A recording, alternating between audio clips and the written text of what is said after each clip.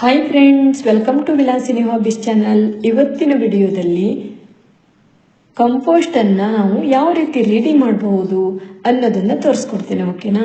Kitchen ವೇಸ್ಟನ್ನು ಬಳಸಿ ಇವತ್ತು ನಾನು ಕಂಪೋಸ್ಟನ್ನು ರೆಡಿ ಮಾಡಿ ನಿಮ್ಮೆದುರಿಗೆ ಇಟ್ಟಿದ್ದೆ. ನಾನು ಯಾವ ರೀತಿ ಮಾಡಿದ್ದೆ ಹಾಗೆ ಹೇಗೆ ಮಾಡಿದ್ದೆ ಅಂತ ನೀವೇ ನೋಡಿ. ಓಕೆನಾ?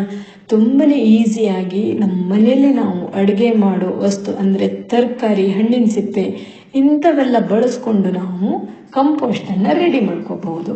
ಇದರಿಂದ ನಾವು ಒಳ್ಳೆ ತರಕಾರಿ, ಹೂವು, ಹಣ್ಣನ್ನು ನಾವು ಬೆಳಿಬೋದು. ಒಳ್ಳೊಳ್ಳೆ ರೀತಿಯ ಹೂವಿನ ಗಿಡವನ್ನು ನಾವು ಬೆಳೆಸಬೇಕು ಅನ್ನೋದಿದ್ರೆ ಮನೆಯಲ್ಲೇ ನಾವು ಕಂಪೋಸ್ಟನ್ನು ನಾವು ರೆಡಿ ಮಾಡಿಕೊಂಡು ಬೆಳೆಸಿದರೆ ತುಂಬಾ ಚೆನ್ನಾಗಿ ಆಗತ್ತೆ. ಗಿಡಗಳಿಗೆ ತುಂಬ ಪೌಷ್ಟಿಕಯುಕ್ತ ಅಂಶ ಸಿಗತ್ತೆ. ಓಕೆನಾ? ಸುಮ್ಮನೆ ನಾವು ತರಕಾರಿ ಸಿಪ್ಪೆಯನ್ನು ಎಸೆಯೋ ಬದಲು ನಾವು ಈ ರೀತಿ ಕಂಪೋಸ್ಟನ್ನು ರೆಡಿ ಮಾಡಿ ಹಣ್ಣು, ಹೂವು, ತರಕಾರಿಯನ್ನು ತುಂಬ ಚೆನ್ನಾಗಿ ನಮ್ಮ ಮನೆಗೆ ಬೇಕಾಗುವಷ್ಟು ಬೆಳೆಸ್ಕೋಬಹುದು. ಒಂದು ಪಾಟಲ್ಲೂ ಕೂಡ ನಾವು ತುಂಬ ಚೆನ್ನಾಗಿ ಬೆಳೆಸ್ಕೋಬಹುದು. ಓಕೆನಾ? ಸುಮ್ಮನೆ ನಾವು ಕಿಚನ್ ವೇಸ್ಟ್ ಹಾಳು ಮಾಡೋದು ಯಾಕೆ ಅಲ್ವಾ? ಅದನ್ನೇ ನಾವು ಎತ್ತಿಟ್ಟು ಬಳಸ್ಕೋಬಹುದು. ನೋಡಿ, ನಾನೀಗ ತೋರಿಸ್ತೀನಿ ನಾನು ಯಾವ ರೀತಿ ಮಾಡಿದ್ದೆ, ಹೇಗೆ ಮಾಡಿದ್ದೆ. ಹಾಗೆ ನೀವು ನಂದು ಕೆಲವೊಂದು ವಿಡಿಯೋಸನ್ನು ನೋಡಿರಬಹುದು. ತುಂಬ ತರಕಾರಿ ಮತ್ತು ಸೊಪ್ಪೆಲ್ಲ ಬೆಳೆದಿದ್ನಲ್ವ, ಅದನ್ನೆಲ್ಲ ಬೆಳೆಯುವಾಗ ನಾನು ಇದೇ ಕಂಪೋಸ್ಟನ್ನು ಹಾಕಿ ಬೆಳೆಸಿರೋದು. ಹಾಗೆ ಪುಟ್ಟ ಪುಟ್ಟ ಸಸಿಗಳನ್ನು ಮಾಡಲಿಕ್ಕೂ ಕೂಡ ಇದು ತುಂಬಾ ಅನುಕೂಲ ಆಗುತ್ತೆ. ಸೊಪ್ಪನ್ನು ಬೆಳಿಬಹುದು, ಹೂವು ಕೂಡ ತುಂಬ ಚೆನ್ನಾಗಿ ಹೂವಿನ ಗಿಡ ಬೆಳೆಸ್ಬೋದು, ಹೂವನ್ನು ನಾವು ಪಡಿಬಹುದು. ಪ್ರತಿಯೊಂದಕ್ಕೂ ಕೂಡ ಕಂಪೋಸ್ಟ್ ಅಗತ್ಯ ಆಗಿರುತ್ತೆ. ಕೇವಲ ಒಂದು ಮಣ್ಣಿನಲ್ಲಿ ಬೆಳಿಲಿಕ್ಕೆ ಸಾಧ್ಯವಿಲ್ಲ. ಅದಕ್ಕೆ ಸರಿಯಾದ ಕಂಪೋಸ್ಟನ್ನು ನಾವು ಹಾಕಿ ಬೆಳೆಸಿದಾಗದು ತುಂಬ ಚೆನ್ನಾಗಿ ಬೆಳೆಯುತ್ತೆ. ಫಸ್ಟ್ ಟೈಮ್ ನನ್ನ ವಿಡಿಯೋ ನೋಡುವವರಾದರೆ ಸಪೋರ್ಟ್ ಮಾಡಿ ಅಂತ ಕೇಳ್ಕೊತೀನಿ. ಸಬ್ಸ್ಕ್ರೈಬ್ ಮಾಡ್ಕೊಂಡು ನೋಡಿ. ನಾನು ಯಾವುದೇ ಒಂದು ವಿಡಿಯೋ ಹಾಕಿದ್ರು ನೋಟಿಫಿಕೇಶನ್ ಬರುತ್ತೆ, ನೀವು ಫಟ್ ಅಂತ ನೋಡ್ಬೋದು. ಓಕೆನಾ? ಬನ್ನಿ, ಈಗ ನಾನು ಯಾವ ರೀತಿ ಮಾಡಿದ್ದೆ, ಹೇಗೆ ಮಾಡಿದ್ದೆ ಅಂತ ನೋಡ್ಕೊಬರೋಣ. ನೋಡಿ, ಇದು ನಾನು ಎಷ್ಟು ತರಕಾರಿ ಸಿಪ್ಪೆಯನ್ನು ರೆಡಿ ಇಟ್ಕೊಂಡಿದ್ದೀನಿ. ಇದು ನಿನ್ನೆದು ಇದೆ, ಹಾಗೆ ಇವತ್ತಿನ ತರಕಾರಿ ಸಿಪ್ಪೆನೂ ಇದೆ. ನೋಡಿ, ಕ್ಯಾಬೇಜು, ಹೂಕೋಸು ಮತ್ತು ಈರುಳ್ಳಿ ಸಿಪ್ಪೆ, ಬದನೆಕಾಯಿ, ನಾವು ಏನನ್ನ ಬಳಸ್ತೀವಿ, ಯಾವ ತರಕಾರಿಯನ್ನು ಬಳಸ್ತೀವಿ ಅದರದ್ದು ಸಿಪ್ಪೆ ಇದೆ. ಕ್ಯಾರೆಟ್ ಇದೆ, ಹಾಗೆ ಕ್ಯಾಬೇಜ್, ಫ್ಲವರು ಎಲ್ಲನೂ ಇದೆ. ನೀವು ಏನೇನು ತರಕಾರಿ ಬಳಸ್ತೀರಿ ನೋಡಿ ಅದಿದೆ. ಓಕೆನಾ? ಇದನ್ನು ನಾನೀಗ ಒಂದು ಬುಟ್ಟಿಯಲ್ಲಿ ಹಾಕ್ತೇನೆ. ನೋಡಿ ಎಷ್ಟಾಗಿದೆ, ನಿಮಗೆ ತೋರಿಸ್ಲಿಕ್ಕೆ ನಾನು ಹಾಕಿದ್ದೆ. ಎಷ್ಟು ತಗೊಂಡಿದ್ದೆ, ಸುಮಾರಿದೆ ಅಲ್ವಾ? ಸುಮಾರಿದೆ. ಇದನ್ನು ಸ್ವಲ್ಪ ಚಿಕ್ಕದಾಗಿ ಕಟ್ ಮಾಡಿಕೊಂಡು ತಂದಿದ್ದೆ ನಾನು. ಅಂದರೆ ತರಕಾರಿ ಬೇಯಿಸಿದ ನಂತರ ಒಂದು ಕಡೆ ಇಟ್ಟಿದ್ದಲ್ವ, ನಂತರ ಮತ್ತೆ ಎಕ್ಸ್ಟ್ರಾ ಅದನ್ನು ನಾನು ಸ್ವಲ್ಪ ಚಿಕ್ಕದಾಗಿ ಕಟ್ ಮಾಡ್ಕೋಬೇಕು. ಕಟ್ ಮಾಡಿ ನಾನು ಈಗ ಬಿಸಿಲಿದೆ ಅಲ್ವಾ, ಬಿಸಿಲಿಗೆ ತಗೊಬಂದಿದ್ದೆ. ಈಗ ಏನು ಮಾಡ್ತೇನೆ ಅಂತ ನೋಡಿ, ಪೂರ್ತಿ ವಿಡಿಯೋ ನೋಡಿ. ಓಕೆನಾ? ಗೊತ್ತಾಗತ್ತೆ. ಇದು ಒಂದಿನದ ವಿಡಿಯೋ ಅಲ್ಲ, ತುಂಬ ದಿನದ್ದು. ಅಂದರೆ ನಾನು ತರಕಾರಿ ಸಿಪ್ಪೆಯಿಂದ ಹಿಡಿದು ಕಂಪೋಸ್ಟ್ ಆಗೋ ತನಕ ವಿಡಿಯೋ ಮಾಡೋದು. ಓಕೆನಾ? ಹಾಗೆ ಈಗ ನಾನು ಒಂದು ದೊಡ್ಡ ಪ್ಲಾಸ್ಟಿಕ್ ಬುಟ್ಟಿ ತಗೊಂಡಿದ್ದೆ. ಅದರಲ್ಲಿ ಒಂದು ಸ್ವಲ್ಪ ಮಣ್ಣು, ಅಂದರೆ 4 ಮುಷ್ಟಿ ಆಗುವಷ್ಟು ಮಣ್ಣನ್ನು ಮೊದಲಿಗೆ ಹಾಕ್ತೇನೆ. ಯಾಕೆ ಗೊತ್ತಾ? ನಾವು ತರಕಾರಿ ಸಿಪ್ಪೆಯನ್ನು ಹಾಕಿದಾಗ ಅದು ನೀರು ಎದ್ಕೊಳ್ಳುತ್ತಲ್ವ, ಆ ನೀರು ಕೆಳಗಡೆ ಸೋಸಿ ಹೋಗಬಾರ್ದು. ಅದು ಈ ಮಣ್ಣಿನ ಜೊತೆ ಸೇರ್ಕೋಬೇಕು. ಈ ಮಣ್ಣನ್ನು ನಾವು ಗಿಡಗಳಿಗೆ ಹಾಕಿದಾಗ ಅದರಲ್ಲೂ ಪೌಷ್ಟಿಕಯುಕ್ತ ಮಣ್ಣು ಆಗತ್ತಲ್ವ. ಹಾಗಾಗಿ ಇದಕ್ಕೆ ಮತ್ತೆ ನೀವು ಈ ಬುಟ್ಟಿಗೆ ಚಿಕ್ಕದಾಗಿ ಹೋಲ್ ತೆಗಿಬೇಕು, ಅದೇನು ಬೇಡ. ಹಾಗೆ ಕೆಲವೊಬ್ಬರಿಗೆ ಅನಿಸುತ್ತೆ ನಾವು ಈ ರೀತಿ ಮಾಡಿದಾಗ ಹುಳ ಆಗ್ಬಹುದು ಅಂದ್ಕೊಂಡು. ಹುಳನೂ ಕೂಡ ಆಗಲ್ಲ. ಓಕೆನಾ? ನಾನು ಹೇಳ್ತೀನಿ ಯಾವ ರೀತಿ ಮಾಡಬೇಕು ಅಂತ.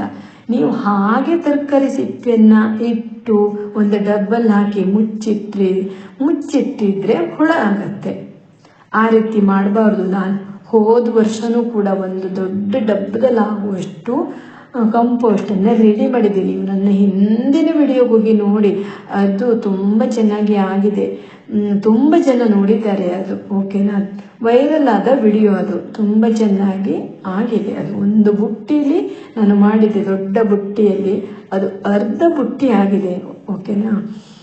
ಇದು ಕೂಡ ನಾನು ಮಾಡ್ತಾ ಇದ್ದೇನೆ, ತೋರಿಸ್ತೀನಿ ಸ್ವಲ್ಪ ಯಾವ ರೀತಿ. ಅದಕ್ಕಿಂತ ಇದು ಸ್ವಲ್ಪ ಈಸಿ ಇದೆ ನೋಡಿ. ಈಗ ನಾನು ತರಕಾರಿ ಸಿಪ್ಪೆ ಹಾಕಿದ್ನಲ್ವ, ಮಣ್ಣಿನ ಮೇಲೆ ತರಕಾರಿ ಸಿಪ್ಪೆ ಹಾಕಿದ್ದಲ್ವಾ, ತುಂಬ ತರಕಾರಿ ಸಿಪ್ಪೆ ಹಾಕಿ ಜಸ್ಟ್ ಒಂದು ಮುಷ್ಟಿ ಆಗುವಷ್ಟು ಮಣ್ಣು ಬೇರ್ಕೊಂಡೆ. ನಂತರ ಇನ್ನೊಂದು ಸ್ಟೆಪ್ಪಲ್ಲಿ ಮತ್ತೆ ತರಕಾರಿ ಸಿಪ್ಪೆ ಹಾಕ್ತಾ ಇದ್ದೇನೆ. ಈ ರೀತಿ ಹಾಕಬೇಕು. ಯಾಕೆ ಗೊತ್ತಾ, ಇದರಲ್ಲಿ ಒಂದು ಸ್ವಲ್ಪನೂ ಹುಳನೂ ಆಗಲ್ಲ, ಹಾಗೆ ಏನು ನೀರೆಲ್ಲ ಬಸಿಯೋದು ಆಗೋದೆಲ್ಲ ಆಗಲ್ಲ. ಅಲ್ಲಲ್ಲೇ ಅದು ಕೊಳೆತು ಮಣ್ಣಿನ ಜೊತೆ ಸೇರ್ಕೊಬಿಡುತ್ತೆ. ಇದಕ್ಕೆ ನೀವು ದಿಢೀರಂತ ಇವತ್ತು ಮಾಡಿ 4 ದಿನಕ್ಕಾಗತ್ತೆ ಅಂತ ತಿಳ್ಕೊಬಾರ್ದು, ಓಕೆನಾ. 1 ತಿಂಗಳಾದರೂ ನೀವು ಕಾಯಬೇಕು. ಈ ಅಂದರೆ ಬಿಸಿಲು ಬರೋ ಟೈಮಲ್ಲಾದರೆ 1 ತಿಂಗಳ ಕಾಯಬೇಕು. ಅದೇ ನೀವು ಮಳೆಗಾಲ ಆದರೆ ಒಂದು 2.5-3 ತಿಂಗಳ ಕಾಯಬೇಕು ನೋಡಿ. ಈಗ ಒಂದು ಸ್ವಲ್ಪ ಮಣ್ಣು ಹಾಕ್ತೇನೆ ನಾನು, ಅದ್ರ ಮೇಲೆ ಮತ್ತೊಂದು ಸ್ಟೆಪ್ ಮಣ್ಣು ಹಾಕಿದೆ. ಈ ರೀತಿ ನಾವು ಮಾಡಬೇಕು. ಅಂದರೆ ನಾವು ಒಂದಿಷ್ಟು ಸಿಪ್ಪೆ ಇಟ್ಕೊಂಡಾಗ ಅದರ ಅರ್ಧದಷ್ಟು ನಾವು ಮಣ್ಣನ್ನು ಇಟ್ಕೋಬೇಕು, ಓಕೆ. ಒಂದು ಸೈಡು ಅದರದ್ದು ಪ್ರಮಾಣ, ಒಂದು ಡಬ್ಬ ಇದೆ ಸಿಪ್ಪೆ ಅಂದರೆ, ಒಂದು ಡಬ್ಬ ಸಿಪ್ಪೆ ಇದೆ ಅಂದರೆ ಒಂದು ಅರ್ಧದಷ್ಟು ಮಣ್ಣನ್ನು ನಾವು ಇಟ್ಕೋಬೇಕು. ಹೀಗೆ ಮಣ್ಣು ಮತ್ತು ತರಕಾರಿ ಸಿಪ್ಪೆ 2 ಮಿಕ್ಸ್ ಆಗಿ ಅದೊಂದು ಕಂಪೋಸ್ಟ್ ಆಗಿ ಆಗುತ್ತೆ, ಓಕೆನಾ. ಈ ರೀತಿ ಸ್ವಲ್ಪ ಅಲ್ಲೇ ಸ್ವಲ್ಪ ಗುದ್ದು ಇಡಬೇಕು, ಹೀಗೆ ಜಪ್ಪಿ ಇಡಬೇಕಾಗತ್ತೆ. ನಂತರ ನೀವು ಮುಚ್ಚಿಡಬೇಕು. ಇದು 2 ದಿನ ಬಿಟ್ಟು ನೋಡಿ, ಅಲ್ಲೇ ಅದರದ್ದು ನೀರೆಲ್ಲ ಎದ್ದುಕೊಂಡು ಮಣ್ಣಿನ ಜೊತೆ ಮಿಕ್ಸ್ ಆಗುತ್ತೆ. ಈ ರೀತಿ ಸ್ವಲ್ಪ ಮುಚ್ಚೆ ಇಡಬೇಕು, ಓಕೆನಾ. 1-2-3 ದಿನ ಮುಚ್ಚಿಡಿ. ನೀವು ಮುಚ್ಚಿಟ್ಟಿದ ನಂತರ ನೀವು 2 ದಿನ ಬಿಟ್ಟು ನೋಡಿದಾಗ ನೋಡಿ ಈ ರೀತಿ ಆಗಿರುತ್ತೆ. ಇದು ನೀರೆಲ್ಲ ಬಿಟ್ಟುಕೊಂಡು ಮಣ್ಣಿನ ಜೊತೆ ಸೇರಿಕೊಂಡು ಎಲ್ಲ ಕೊಳ್ತೋಗ್ಬಿಟ್ಟಿದೆ, ಓಕೆನಾ. ಮಣ್ಣಿನ ಜೊತೆ ಸೊಕ್ಕಿಬಿಟ್ಟಿದೆ ನೋಡಿ, ಯಾವ ರೀತಿ ಕಲ್ಲರು ಕೂಡ ಸ್ವಲ್ಪ ಚೇಂಜ್ ಆಗಿದೆ. ಈಗ ನೀವು ಮತ್ತು ನಿಮ್ಮಲ್ಲಿ ಏನಾದರೂ ಹಣ್ಣಿನ ಸಿಪ್ಪೆ ತರಕಾರಿ ಸಿಪ್ಪೆ ಎಲ್ಲ ಇದೆ ಅಂದರೆ ಮತ್ತು ಇದರ ಮೇಲೆ ಸ್ವಲ್ಪ ಹಾಕಿ ಒಂದು 4 ಮುಷ್ಟಿ ಆಗುವಷ್ಟು ಮಣ್ಣನ್ನು ಬೀರಿ ಬಂದು ಬಿಡಬೇಕು, ಓಕೆನಾ. ನೋಡಿ ಈಗ ನಾನು ಮತ್ತೊಂದು ಸ್ವಲ್ಪ ಈರುಳ್ಳಿ ಸಿಪ್ಪೆ, ಹಾಗೆ ಬೀನ್ಸ್ ಸಿಪ್ಪೆ ಮತ್ತು ಹೂಕೋಸಿನ ಸಿಪ್ಪೆ ಎಲ್ಲ ಇತ್ತು, ಅದನ್ನೆಲ್ಲ ಮೇಲ್ಗಡೆ ಹಾಕಿ ಮತ್ತೆ ಒಂದು ಕೋಲಿಂದ ಅದನ್ನು ತಿರುಗಿಸ್ಬೇಕು. ಒಂದ್ಸಲ 4 ದಿನ ಬಿಟ್ಟು ಈ ರೀತಿ ತಿರುಗಿಸಿ ಇವನ್ನೆಲ್ಲ ಹಾಕಿ ಬರಬೇಕು. ಮತ್ತೆ ಮಣ್ಣನ್ನು ಹಾಕಬೇಕಂತ ಇಲ್ಲ, ಓಕೆನಾ. ನಾವು ಮೊದಲೇ ಹಾಕಿರ್ತೀವಲ್ವ, ಅದನ್ನು ತಿರ್ಸಿದಾಗ ಮತ್ತೆ ಮಿಕ್ಸ್ ಆಗತ್ತೆ. ಈ ರೀತಿ ನೀವು ಮಾಡಬೇಕು. ಈ ರೀತಿ ಮಾಡಿ ನೀವು ಮುಚ್ಚಿಟ್ಟು ಬರಬೇಕು. ಹಾಗೆ ಏನಾದರೂ ತುಂಬ ಡ್ರೈ ಇದೆ ಅಂದರೆ ಒಂದು ಸ್ವಲ್ಪ ನೀರು ಹಾಕಬೇಕು, ಯಾಕಂದರೆ ಡ್ರೈ ಆಗಿಬಿಡುತ್ತಲ್ವ. ಅಂದರೆ ತರಕಾರಿ ಸಿಪ್ಪೆಲ್ಲ ಒಣಗಿಬಿಡುತ್ತೆ, ಮಣ್ಣಿನ ಜೊತೆ ನೀರೆಲ್ಲ ಹೀರ್ಕೊಂಡು ಒಣಗಿರುತ್ತೆ. ಹಾಗಾಗಿ ನಂತರ ನೀವು ನೀರನ್ನು ಹಾಕಬೇಕು. ಫಸ್ಟ್ ನೀವು ಹಾಕಿದಾಗ ನೀರು ಹಾಕಬಾರ್ದು, 2ನೇ ಸಲ 4 ದಿನ ಬಿಟ್ಟು ಹೋಗಿ ನೋಡಿದಾಗ ನೀರು ಹಾಕಬೇಕು, ಓಕೆನಾ.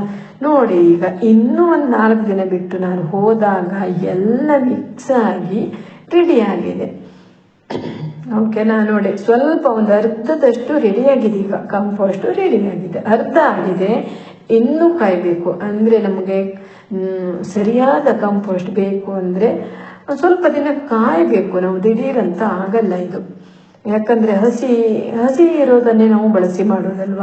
ತುಂಬಾ ಬೆಸ್ಟ್ ಇದು, ಗಿಡಗಳಿಗೆ ಬೆಳಿಲಿಕ್ಕೆ ತುಂಬ ಬೆಸ್ಟ್ ಆಗುತ್ತೆ. ಹಾಗೆ ಈ ರೀತಿ ನಾವು ಮಾಡಿದಾಗ ಒಳ್ಳೆ ಜೈವಿಕ ಶಕ್ತಿ ಇದರಲ್ಲಿ ಉತ್ಪತ್ತಿ ಆಗುತ್ತೆ, ಅಂದರೆ ಕೀಟ ಉತ್ಪತ್ತಿ ಆಗುತ್ತೆ ನೋಡಿ. ಮತ್ತೆ ಇದ್ರ ಮೇಲೆ ನಾವು ಸಿಪ್ಪೆ ಮತ್ತು ತರಕಾರಿ ಸಿಪ್ಪೆ ಹಾಕ್ತಾ ಇದ್ದೀನಿ.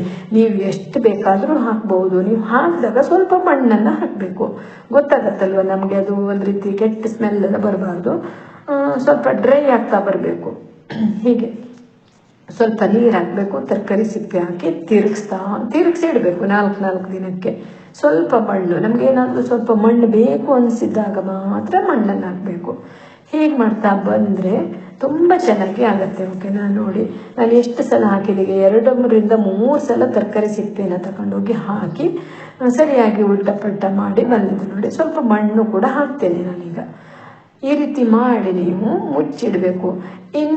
ಇನ್ನು ಮುಂದೆ ನೀವು ಮತ್ತೆ ತರಕಾರಿ ಸಿಪ್ಪೆ ಹಾಕಲ್ಲ, ಇಷ್ಟೇ ಸಾಕು ಅನ್ನೋದಿದ್ರೆ ಮತ್ತೆ ಹಾಕ್ಲಿಕ್ಕೆ ಹೋಗ್ಬಾರ್ದು. ಹಾಗೆ ಮುಚ್ಚಿ ಒಂದು 15 ದಿನ ಬಿಟ್ಟಿಡಬೇಕು. ಸ್ವಲ್ಪ ನೀರು ಹಾಕಿ ತಿರುಗಿಸಿ ಇಟ್ಟುಬಿಡಬೇಕು. ಓಕೆನಾ, ಅದು ಏನಾಗುತ್ತೆ ಗೊತ್ತಾ, ಅಲ್ಲೇ ಚೆನ್ನಾಗಿ ಎಲ್ಲ ಮಿಕ್ಸ್ ಆಗಿ ಮೊದಲೇ ಇರೋ ತರಕಾರಿ ಸಿಪ್ಪೆ, ಈಗ ಹಾಕಿರೋ ತರಕಾರಿ ಸಿಪ್ಪೆ ಎಲ್ಲ ಮಣ್ಣಿನ ಜೊತೆ ಸೇರಿ ಅಲ್ಲಿ ಕೊಳೆತು ನಮಗೆ ರೆಡಿ ಆಗಿಬಿಡತ್ತೆ, ಕಂಪೋಸ್ಟು ರೆಡಿ ಆಗುತ್ತೆ. ನೋಡಿ ಇದು ಒಂದು ನಂತರ ಒಂದು 15 ದಿನ ಬಿಟ್ಟು ನನಗೆ ನೋಡಿದಾಗ ಈ ರೀತಿ ಆಗಿದೆ ನೋಡಿ.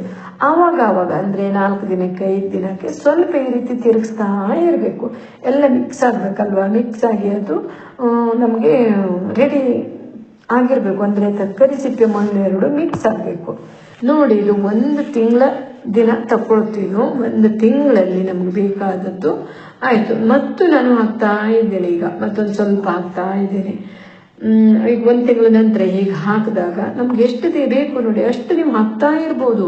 ಒಂದೊಮ್ಮೆ ನಿಮ್ಮದು ಕಂಪೋಸ್ಟ್ ರೆಡಿ ಆಯಿತು, ರೆಡಿ ಆದಮೇಲೆ ಇನ್ನೂ ಹಾಕಬೇಕು ಮತ್ತೊಂದು ಸ್ವಲ್ಪ ಇದೆ ಅಂದರೂ ಕೂಡ ನೀವು ಹಾಕ್ಬೋದು. ಹಾಕಿ ತಿರುಗಿಸಿ ಇಡಬೇಕು. 4 ದಿನಕ್ಕೆ ಮತ್ತೆ ರೆಡಿ ಆಗುತ್ತೆ, ಅದು ಎಲ್ಲ ಮಿಕ್ಸ್ ಆಗಿ ರೆಡಿಯಾಗಿಬಿಡುತ್ತೆ. ಈ ರೀತಿ ಎಷ್ಟಾಗತ್ತೆ ನೋಡಿ ಅಷ್ಟು ನೀವು ತರಕಾರಿ ಸಿಪ್ಪೆಯನ್ನು ಹಾಕಿ ಸ್ವಲ್ಪ ಮಣ್ಣನ್ನು ಹಾಕ್ತಾ ಇದ್ದರೆ ಹಾಗೆ ಮುಚ್ಚಿಡಬೇಕು. ಸ್ವಲ್ಪ ನೀರು ಹಾಕಬೇಕು. ಈ ರೀತಿ ಮಾಡ್ತಾ ಬರಬೇಕು. ನೀವು 5 ಸಲನೂ ಹಾಕ್ಬೋದು, 10 ಸಲನೂ ಬೇಕಂದರೆ ತರಕಾರಿ ಸಿಪ್ಪೆ ಹಾಕ್ಬೋದು. ಈ ಬುಟ್ಟಿಯೊಳಗೆ ತುಂಬುವಷ್ಟು ಅಲ್ಲಿ ತನಕನೂ ಕೂಡ ನೀವು ಹಾಕ್ತಾ ಬರ್ಬೋದು. ಈ ರೀತಿ ಹಾಕ್ತಾ ಬಂದರೆ ತುಂಬ ಚೆನ್ನಾಗಿ ಅದು ಎಲ್ಲ ಮಿಕ್ಸ್ ಆಗಿ ಕಂಪೋಸ್ಟು ರೆಡಿ ಆಗುತ್ತೆ. ಇದು ಹಣ್ಣಿನ ಗಿಡಕ್ಕಷ್ಟೇ ಅಲ್ಲ, ತರಕಾರಿ ಗಿಡನೂ ಬೆಳೆಸ್ಬೋದು, ಹಾಗೆ ಸೊಪ್ಪಿನ ಗಿಡ ಬೆಳೆಸ್ಬೋದು. ಪ್ರತಿಯೊಂದಕ್ಕೂ ನೀವು ಒಂದೊಂದು ಸ್ವಲ್ಪ ಮಣ್ಣಿನ ಜೊತೆಗೆ ನೀವು ಹಾಕ್ತಾ ಬಂದರೂ ಸಾಕು, ಅಷ್ಟು ಚೆನ್ನಾಗಿ ಬೆಳೆಯುತ್ತೆ ತರಕಾರಿ, ಹೂವು, ಹಣ್ಣಿನ ಗಿಡ ಎಲ್ಲನೂ. ನೀವೇನಾದರೂ ಚಿಕ್ಕ ಸಸಿಯನ್ನು ಮಾಡ್ತೀರಿ ಅಂದರೆ ನೀವು ಒಂದು ಸ್ವಲ್ಪ ಮಣ್ಣಿನ ಜೊತೆಗೆ ಈ ಕಂಪೋಸ್ಟನ್ನು ಮಿಕ್ಸ್ ಮಾಡಿ ಬೀಜವನ್ನು ಬಿತ್ತಬೇಕು. ಆವಾಗ ಅದು ಬೀಜ ತುಂಬ ಚೆನ್ನಾಗಿ ಬರುತ್ತೆ. ಓಕೆನಾ, ನೀವೇನಾದರೂ ಖಾಲಿ ಮಣ್ಣಲ್ಲಿ ನೀವು ಸಸಿಗಳನ್ನು ಅಂದರೆ ಬೀಜ ಬಿತ್ತೀರಿ ಅಂದರೆ ಅಲ್ಲಿ ಚೆನ್ನಾಗಿ ಹುಟ್ಟಿ ಬರಲ್ಲ. ಸ್ವಲ್ಪ ಆದರೂ ಕಂಪೋಸ್ಟ್ ಹಾಕಲೇಬೇಕು.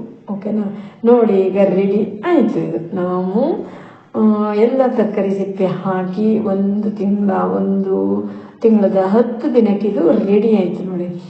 ಈಗ ನಾವು ಇದನ್ನು ಬಿಸಿಲಿಗೆ ಹಾಕಬೇಕು. ಓಕೆನಾ, 1 ದಿನ ಬಿಸಿಲಿಗೆ ಹಾಕಿದರೆ ಆಯಿತು. ಬಿಸಿಲಿಗೆ ಹಾಕಿ ಎಲ್ಲ ಮಿಕ್ಸ್ ಮಾಡಬೇಕು ಕೈಯಲ್ಲಿ. ಅಂದರೆ ಹಣ್ಣಿನ ಸಿಪ್ಪೆ ಎಲ್ಲ ಸ್ವಲ್ಪ ಗಟ್ಟಿ ಇರುತ್ತೆ, ಮಣ್ಣಿನ ಜೊತೆ ಎಲ್ಲ ಸ್ವಲ್ಪ ಪುಡಿ ಮಾಡಿ ಹಾಕಬೇಕಾಗತ್ತೆ. ಈ ರೀತಿ ನಾವು 1 ದಿನ ಬಿಸಿಲಲ್ಲಿ ಹಾಕಿದರೆ ನೋಡಿ, ಈಗ 1 ದಿನ ಆಯಿತು. ಎಷ್ಟೆಲ್ಲ ಆಯಿತು ನೋಡಿ, ಹೌದಾ? ಇದರಲ್ಲಿ ಅರ್ಧದಷ್ಟು ಮಣ್ಣಿದೆ, ಅರ್ಧಕ್ಕಿಂತ ಜಾಸ್ತಿನೇ ಇದೆ ತರಕಾರಿ. ಆ ತರಕಾರಿ ಸಿಪ್ಪೆನೂ ಕೂಡ ಮಣ್ಣೊಳಗೆ ಸೇರಿ ಮಣ್ಣಾಗ್ಬಿಟ್ಟಿದೆ. ಇದೇ ಕಂಪೋಸ್ಟ್. ಓಕೆನಾ, ನಾವು ಮನೆಯಲ್ಲಿ ಕಿಚನ್ ವೇಸ್ಟನ್ನು ಎಸೆಯೋ ಬದಲು ಅಲ್ಲಿ ಇಲ್ಲಿ ಸುಮ್ಮನೆ ಎಸೆದು ಹಾಳು ಮಾಡೋ ಬದಲು ಕಂಪೋಸ್ಟನ್ನು ನಾವು ರೆಡಿ ಮಾಡ್ಕೋಬಹುದು. ನೋಡಿದ್ರಲ್ಲ ಫ್ರೆಂಡ್ಸ್, ಎಷ್ಟು ಚೆನ್ನಾಗಿ ಆಯ್ತಲ್ವಾ? ನೀವು ಸ್ಟಾರ್ಟಿಂಗಿಂದ ನೋಡಿದ್ರಿ, ನಾನು ತರಕಾರಿ ಸಿಪ್ಪೆ ಹಾಕೋ ಮೊದಲು ನೀವು ನೋಡಿದ್ರಿ ಅಲ್ವಾ, ನಂತರ ಯಾವ ರೀತಿ ಆಗಿದೆ ನಮಗೆ. ಇದೇ ರೀತಿ ನೀವು ಒಂದು 5-6 ತಿಂಗಳ ಬಿಟ್ಟು ನೋಡಿದರೆ ಈ ರೀತಿ ಬ್ಲ್ಯಾಕ್ ಆದ ಕಂಪೋಸ್ಟನ್ನು ನಾವು ನೋಡ್ಬೋದು. ನೀವು ಕೂಡ ಇದೇ ರೀತಿ ಟ್ರೈ ಮಾಡಿ.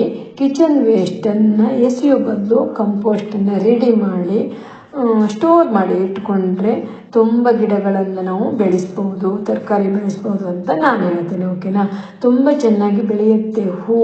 ಹೂವಿನ ಗಿಡ ಇರ್ಬೋದು, ಯಾವುದೇ ಒಂದು ಗಿಡಕ್ಕಾದರೂ ಒಂದು ಸ್ವಲ್ಪ ಹಾಕ್ತಾ ಬಂದರೆ ಆಯಿತು, ತುಂಬ ಚೆನ್ನಾಗಿ ರಿಸಲ್ಟನ್ನು ಕೊಡುತ್ತೆ. ಓಕೆನಾ, ಈ ವಿಡಿಯೋ ನಿಮಗೆ ಇಷ್ಟ ಆಗಿದೆ ಅಂದ್ಕೊಂಡಿದ್ದೀನಿ. ಇಷ್ಟ ಆದರೆ ಒಂದು ಲೈಕ್ ಮಾಡಿ, ಶೇರ್ ಮಾಡಿ, ಕಮೆಂಟ್ ಮಾಡಿ.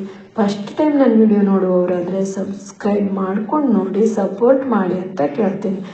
ಯಾಕಂದರೆ ನಾನು ಯಾವುದೇ ಒಂದು ವಿಡಿಯೋ ಹಾಕಿದ್ರೂ ಕೂಡ ನೋಟಿಫಿಕೇಷನ್ ಬರುತ್ತೆ, ನೀವು ಫಟ್ ಅಂತ ನೋಡ್ಬೋದು. ಓಕೆನಾ? ಸಪೋರ್ಟ್ ಮಾಡಿ ಅಂತ ಇನ್ನೊಮ್ಮೆ ಕೇಳ್ಕೊತೇನೆ. ಎಷ್ಟೋ ಮಂದಿ ಸಬ್ಸ್ಕ್ರೈಬ್ ಮಾಡ್ತೀರಾ, ಆದರೆ ವಿಡಿಯೋ 1 ಸೆಕೆಂಡ್ ನೋಡ್ತೀರಾ. ಹಾಗೆ ಮಾಡಬೇಡಿ. ಕೆಲವೊಬ್ಬರು ಸಬ್ಸ್ಕ್ರೈಬ್ ಮಾಡ್ದೇ ನೋಡ್ತಾ ಇದ್ದೀರಾ. ಹಾಗೆ ಮಾಡಬೇಡಿ, ಸಬ್ಸ್ಕ್ರೈಬ್ ಮಾಡ್ಕೊಂಡು ನೋಡಿ. ನಾನು ಎಷ್ಟೋ ವಿಡಿಯೋ ಹಾಕ್ತೀನಿ ನೋಡಿ, ಅಷ್ಟು ವಿಡಿಯೋ ನೀವು ನೋಡ್ಬೋದು. ನಿಮ್ಮಿಂದ ನನಗೂ ಕೂಡ ಸಪೋರ್ಟ್ ಸಿಗುತ್ತೆ. ಇನ್ನೂ ಹೆಚ್ಚಿನ ವಿಡಿಯೋ ನನಗೆ ತಿಳಿದಿರೋ ವಿಷಯವನ್ನು ನಿಮ್ಮ ಜೊತೆ ಶೇರ್ ಮಾಡ್ಬೋದು. ಓಕೆನಾ? ಈ ವಿಡಿಯೋ ನಿಮ್ಗೆ ಇಷ್ಟ ಆಗಿದೆ ಅಂದ್ಕೊಂಡಿದ್ದೀನಿ. ನೀವು ಯಾರಿಗಾದರೂ ಈ ವಿಡಿಯೋವನ್ನು ಶೇರ್ ಮಾಡಿ, ಸಪೋರ್ಟ್ ಮಾಡಿ ಅಂತ ಮತ್ತೊಮ್ಮೆ ಕೇಳ್ಕೊತೀನಿ. ಮತ್ತೊಂದು ವಿಡಿಯೋ ಜೊತೆ ಮತ್ತೆ ಸಿಗ್ತೀನಿ. Thank you for watching this video. Bye.